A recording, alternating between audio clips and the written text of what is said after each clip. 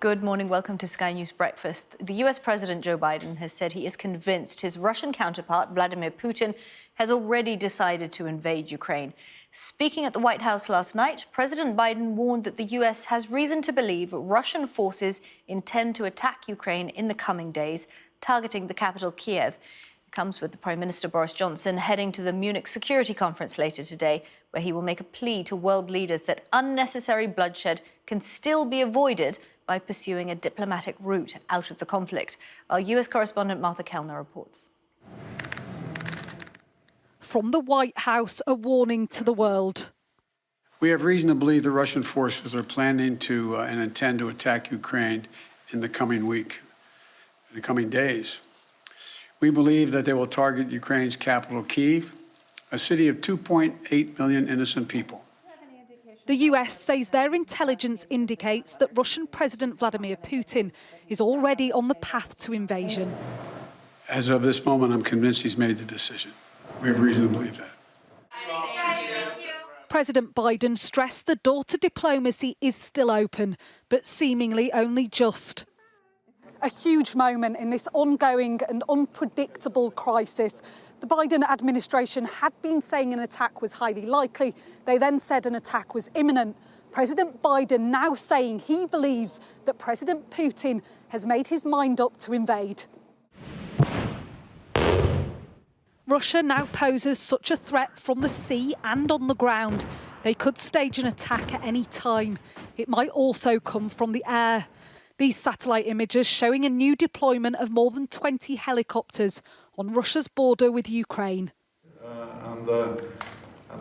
Today, the US Vice President Kamala Harris will address a conference in Munich about world security. The stakes couldn't be higher. Martha Kellner, Sky News, Washington. Speak to our security and defence editor, Deborah Haynes. And Deborah, on the ground where you are, you're in Kyiv. What's going on and where do we stand? Well, it's a fairly damp morning here in Kyiv. There's no the streets fairly quiet. It's still quite early, but people here will be waking up to this news from the US president saying that he is convinced that Russia is going to attack, and not only that, but that their capital is going to be a target. So it'll be interesting to see the reactions, and we'll be getting them today from people here in the city. But we've had warnings now for months that there is going to be a potential for an escalation here in Ukraine.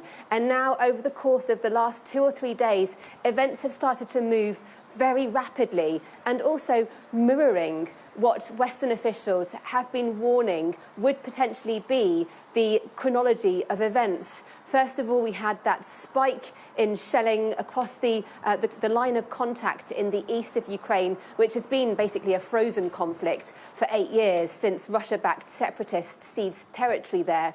Then we've had the warnings from these Russia-backed separatists claiming without evidence that they believe that the Ukrainian armed forces are going to launch an imminent assault on them, saying to their people that they need to evacuate, images of buses evacuating civilians from that area. And then today, the separatist leader in another statement calling on troops in the area to mobilise, reservists to form up, ready for this supposed attack that they're saying the Ukrainian armed forces plan to conduct. But that really does fit in, because there is no evidence of that happening. The Ukrainian military say they have no intention and no plans to do such a thing. And it all really does but support this idea that Russia is planning on some kind of pretext, some kind of provocation that it will blame on the Ukrainian armed forces as an excuse to go in. And the cards are in place for that sort of escalation to happen. And at the same time, you have US and other Western officials pointing to what is happening on the ground around Ukraine, that unprecedented build-up of troops. One US official saying they number around 190,000 at the moment. That's the biggest mobilisation since the end of the Cold War, and one of the biggest mobilisations of militaries in Europe since the end of the Second World War. And in terms of the actual capability and the threat that's posed by these troops, the US official has said about 50% of the ground troops are now moving into an attack position. So that all feeds into why you had President Biden last night issuing such a stark warning, perhaps hoping that by calling out the intent that he believes President Putin has, it might make the Russian leader blink. OK, Deborah, thank you. Well, Boris Johnson has called for Western leaders to unite against Vladimir Putin as he heads to the Munich Security Conference later to make a plea for unnecessary bloodshed to be avoided. Away from the crisis, Number 10 has said that the Prime Minister has handed in his legal questionnaire about claims that parties were held in Downing Street during lockdown. Our chief political correspondent, John Craig, has the latest from Westminster. After Number 10 confirmed last night that Boris Johnson has now returned to the Metropolitan Police his questionnaire about those allegations of partying in Downing Street, today the Prime Minister heads for Munich and a big international conference where he will stress the importance of the Western allies remaining united over the crisis in Ukraine. The PM will make a speech at the Munich Security Conference on the importance of Western unity, says Number 10. He'll meet world leaders to discuss current tensions. And the visit comes, according to Number 10, as allies warn that an invasion of Ukraine could take place at any moment. That is a reference to President Biden's dramatic claim that he's convinced that President Putin has already decided to invade. In his speech, the Prime Minister will say there is still a chance to avoid unnecessary bloodshed, but it will require an overwhelming display of Western solidarity beyond anything we have seen in recent history. Allies need to speak with one voice to stress to President Putin the high price he will pay for any further Russian invasion of Ukraine, and he'll add, diplomacy can still prevail. Well, as for those partying allegations, Number 10 says that the Prime Minister has indeed received private legal advice throughout this process. They're saying we now request the police simply carry out their investigation. We'll not be commenting on the Prime Minister's responses or any other aspect of this subject until the Met provide us with an update on their investigation. Now, the clear-up has started after Storm Eunice left a path of damage and destruction as it ripped through the UK yesterday. At least 3 people in the country were killed as record-breaking winds tore down trees and battered buildings. Recovery efforts could be hampered as yellow weather warnings remain in place today with strong winds predicted. Aisha Zahid reports.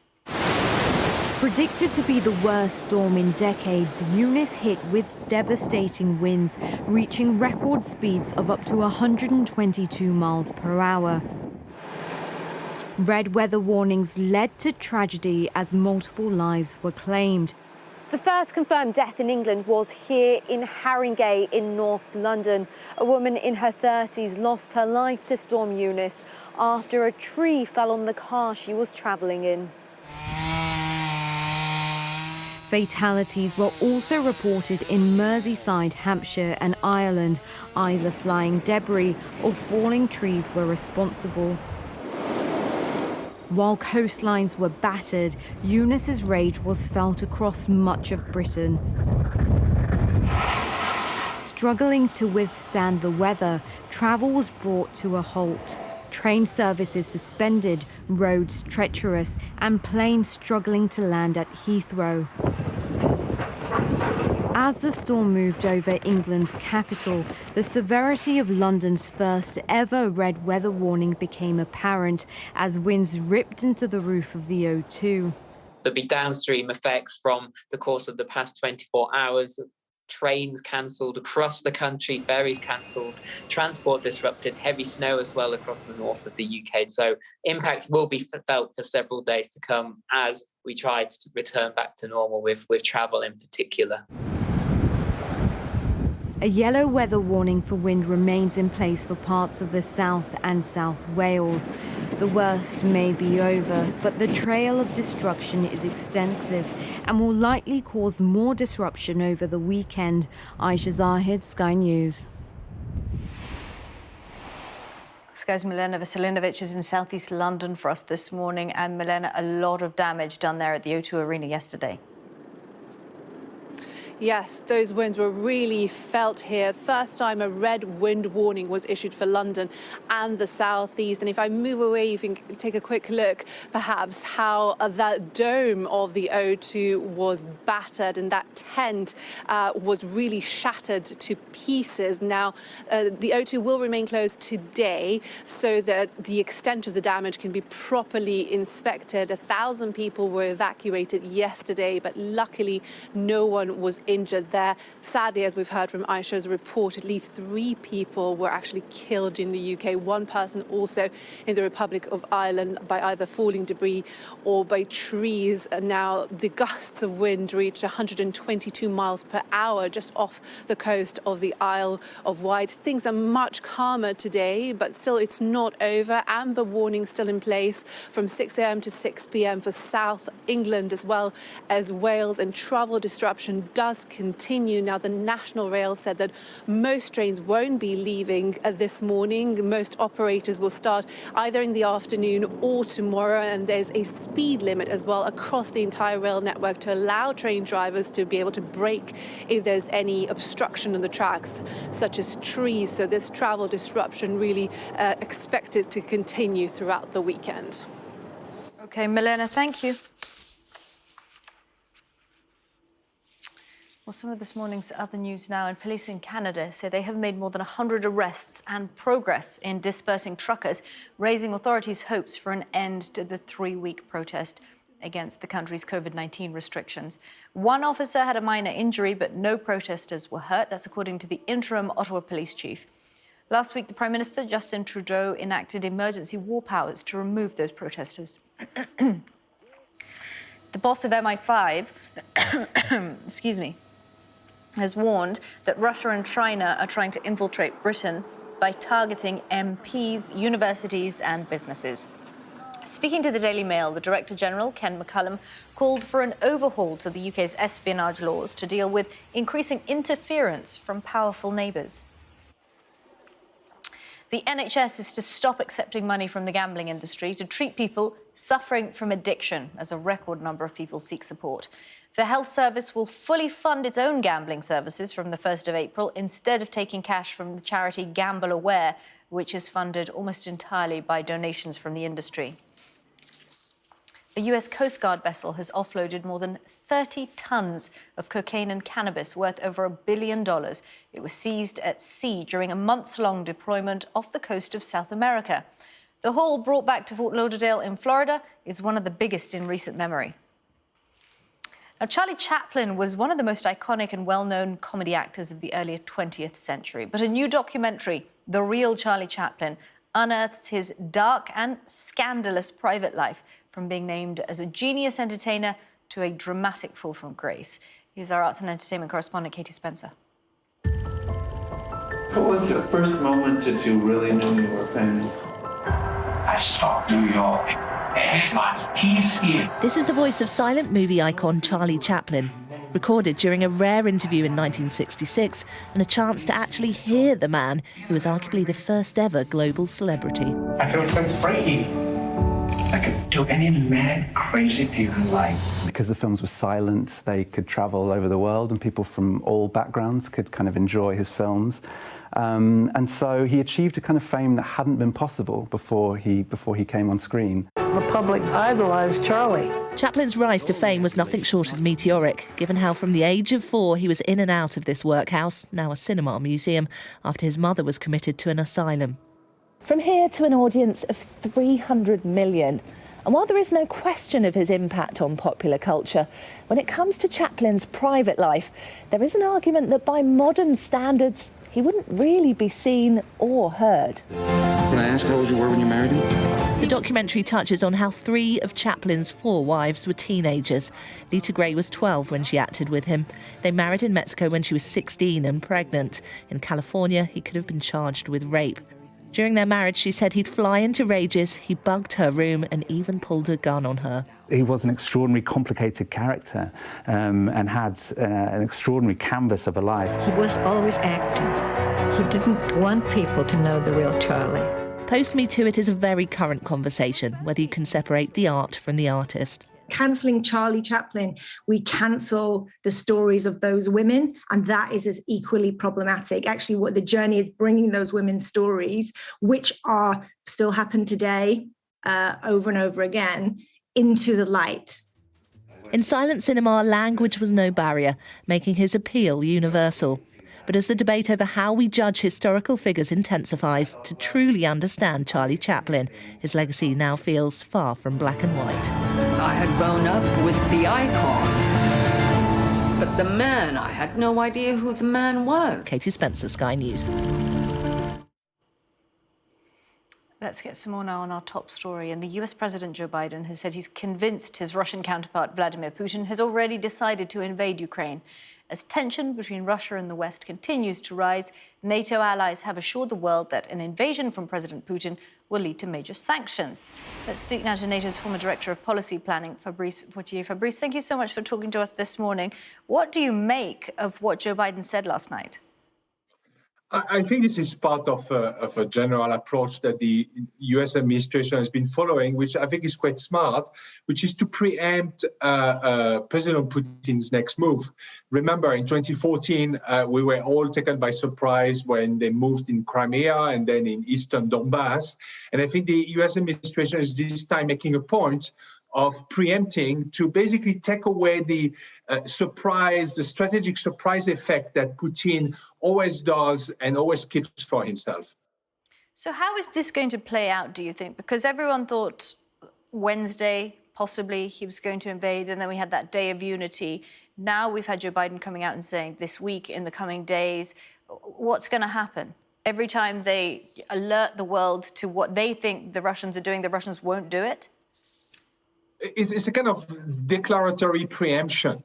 But on the other hand, I think it doesn't cost anything to be on the cautious side. I mean, when you have more than 100,000 Russian forces deployed by the Russian-Ukraine border, and these are not just soldiers, these are heavy equipment, military hospital, I mean, all the stuff you need to invade a country. So I think the United States is being extra cautious. And at the same time, as I said, I think they're taking away that kind of surprise effect that Putin has always shown to like to use, both in Ukraine, but also, remember, a few years ago in Syria.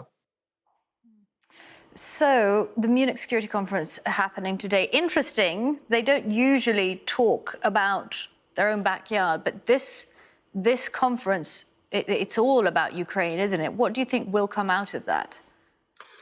Well, I think it's going to be mostly, let's call it an internal conversation between Western NATO allies, since for, I think, the first time in many years, Russia is not going to be represented there.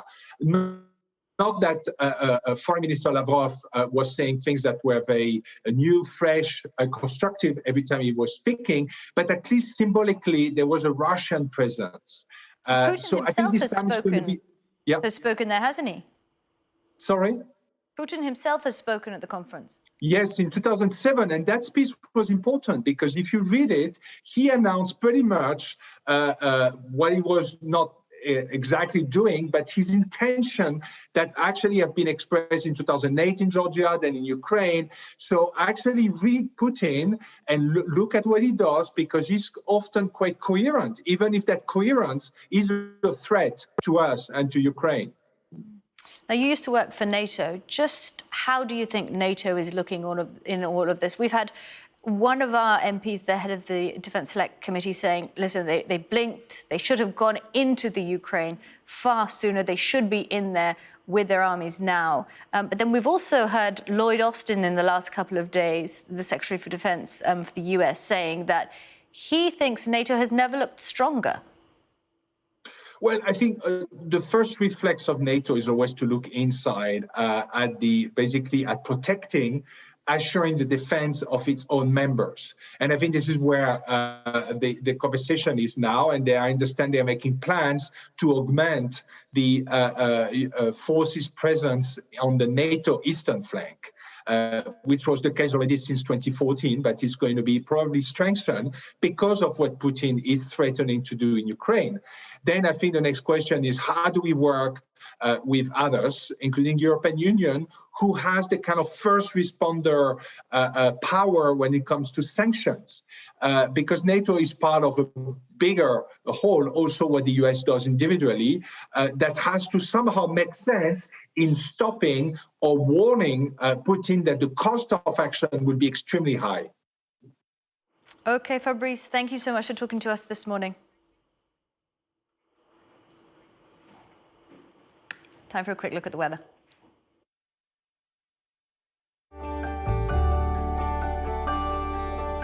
Look forward to brighter skies. The weather, sponsored by Qatar Airways. Well, the weekend remains unsettled with further wet and windy spells, although the winds won't be as strong as those associated with Friday's storm Eunice. It will be a chilly start this morning for much of Britain, with a scattering of wintry showers and a risk of ice in the north. Thicker cloud, outbreaks of rain and brisk winds will affect parts of Ireland and southwest Britain. Wet and increasingly windy weather will push across Northern Ireland, England and Wales today, with some snow mainly over northern hills. A reminder of our top story this morning. The US President Joe Biden has said that he is convinced his Russian counterpart, Vladimir Putin, has already decided to invade Ukraine. The east of the country is on the front line of the crisis, and it's been a region split by fighting between the Ukrainian military and Russian separatists. Our chief correspondent, Stuart Ramsey, is in Ukraine and reports now from the front line near the town of Popasne in the Donetsk Oblast. Even main roads are part of the battlefield in this conflict. For 2 days, this Ukrainian position has been hammered with rockets fired from separatist lines further up the road. New debris litters the whole area. The mist adds to the sense of foreboding. This is a scary place, made worse by the sudden quiet after hours of explosions, and the soldiers don't like it. Це, по-перше, трохи і як страшно, бо тому що якщо затиші, значить вони можуть готуватися до чогось болі, такого як сильного типу удара. Bits of rocket lie next to holes in the punctured tarmac, a direct route to the Russian-backed separatists within sniper range. We can't go further than this, these sandbags and this defence position. That road goes right to the separatist controlled area. It's not very far away. What's really interesting, though, these tank traps, they say were targeted, which led them to believe that there's a potential ground invasion of this area being planned. It's never happened before, they were saying. And it's interesting because these lines have been here for years. They very rarely move. And it was the first indicator they've had that actually maybe the separatists and the Russian forces are thinking coming down this road. And of course you can hear explosions around us all the time. We move forward through the mud and snow of the frontline trenches, some lined with wooden planks to stop the trench walls collapsing. Every day now feels much more like World War I. Across this 300-mile demarcation line, rockets and mortars are being fired by both sides. Whatever their leaders say, they are both firing. At the nearest point to the separatist positions, the duty soldiers keep a constant watch. At times, they listen to the firing on other positions, trying to identify the caliber of the incoming rounds. Across this long battlefield, the soldiers all agree that things are ramping up. Things are different now. Everything is more intense. Да. Было намного больше в этот раз обстрелов, чем перед этим. То есть месяца, наверное, 2 более-менее было спокойней. А вот это со вчерашнего утра то началось более такое ожесточенное, грубо говоря, не нападение, а обстрел именно. Именно работала вот минометка большим калибром. большим калибром. Well, it's taken us a long time to get up to this defensive position because the fighting has been so intense. It was really intense when we arrived, and it's been intense, they say, for the last couple of days, and it's really dangerous here. These ribbons here and on this side here indicate that everything on this side and on this side is mined. So there's really only this path and this trench to get in. The soldiers are really concerned that there is actually going to be an attack on them by soldiers rather than what we've seen, which is just the crisscrossing of missile exchange of fire, but an actual attack on their positions.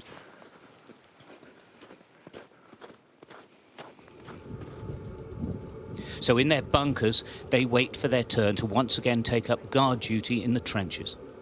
But this is where they retreat when the rockets are falling. In recent days, they've spent a lot of time here. Stuart Ramsey, Sky News, Eastern Ukraine. Well, let's get some more now on the current situation in Ukraine. The Kremlin has just confirmed that President Putin and Emmanuel Macron will speak by phone on Sunday. That's according to the Russian news agency TASS.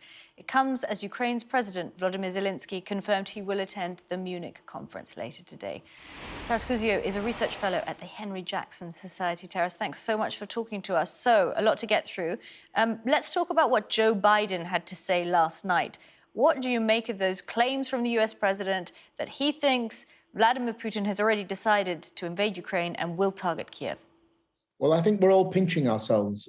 The whole idea in the 21st century that another country could invade a sovereign country, Ukraine's a founding member of the UN since 1945, is a bit surreal. So until this week, I was of the opinion that a full-scale invasion was not on the cards. I didn't think Russia would go that far and didn't have enough forces in play, and Ukraine was simply too big to digest. But there seems to have been certainly some changes. There's change in atmosphere. And you see that with the false flag operations taking place in the occupied part of eastern Ukraine, as well as the call for the full mobilization of those Russian proxy forces. They're not really separatists, they're proxy forces.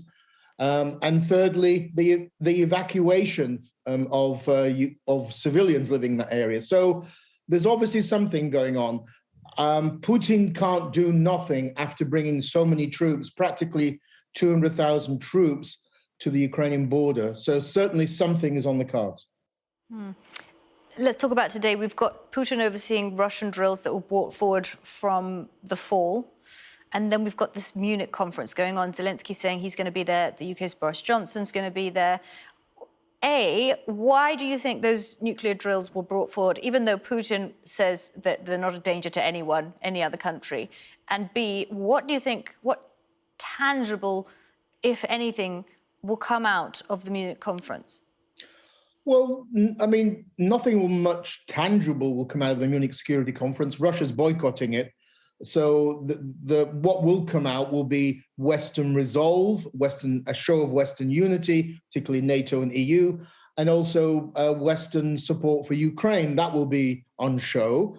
But Russia is using the military exercises which are taking place in Belarus to showcase its nuclear weapons, because it's a warning to the West. It's a warning to the West that something's on the cards, like a military invasion, and that NATO, the US, Britain should pull back, should not interfere, because remember, we are a nuclear power. Putin is a bully. We remember bullies from school. They love to sort of flex their muscles. I mean, Putin loves to hang around without a shirt on and have this macho image. And nuclear weapons are the ultimate, Viagra for these macho men. So it's basically a warning shot to Brussels and to Washington: stay back. This is our show. We're going to invade. And Boris Johnson, when he goes to Munich today, he is going to say there's still a chance to avoid unnecessary bloodshed and that diplomacy can still prevail. Do you think that that's correct? I've never been, ever since this whole artificial crisis began in November of last year, I've never been confident that diplomacy will prevail. Of course, diplomats and politicians have to say that, and they have to try their best. I mean, sometimes they can pull rabbits out of hats. I mean, not always, but I'm not optimistic. I think this is all for show. The key date is tomorrow, the 20th. Why? Because the Russian-Belarusian exercises end tomorrow, and also, more importantly, the Olympics end in China.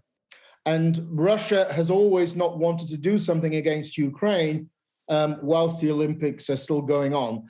In 2008, Russia made the mistake of invading Georgia during the Chinese Olympics, and China was not very happy about it. So let's watch tomorrow and Monday in particular, because they could be crucial times. But I don't foresee any intervention by France, which is more pro-Russian than Britain. Britain certainly won't have any impact, no.